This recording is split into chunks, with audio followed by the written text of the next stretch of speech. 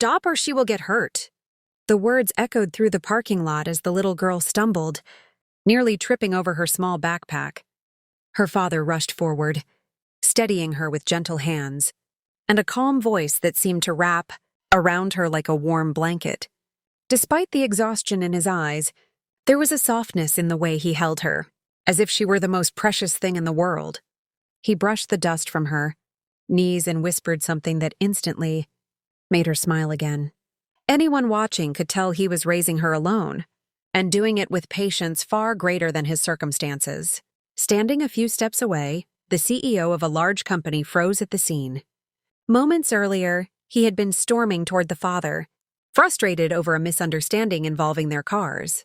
But now, watching the father soothe the frightened child, his anger drained away.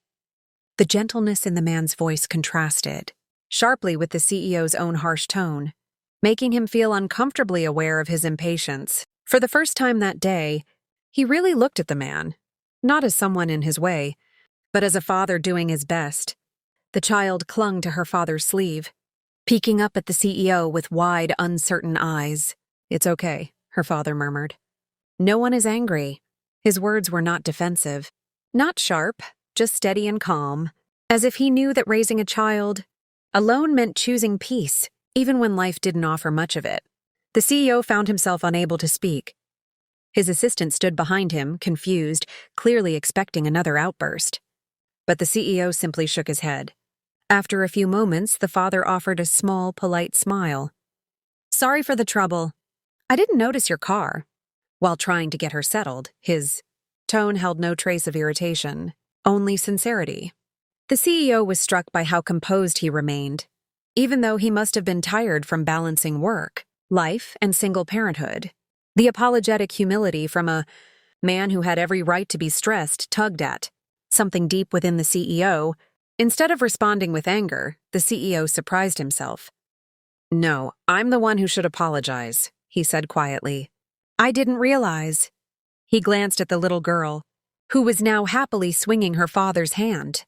The simplicity of their bond, the strength in their small world of two, made him rethink the way he had treated his own employees, his own family, and even strangers he encountered daily. Something in this moment felt like a mirror being held up to his own life. The father nodded, accepting the apology without judgment. He lifted his daughter into his arms and prepared to leave. But the CEO's voice stopped him. "You're doing a great job," he said, surprising even himself.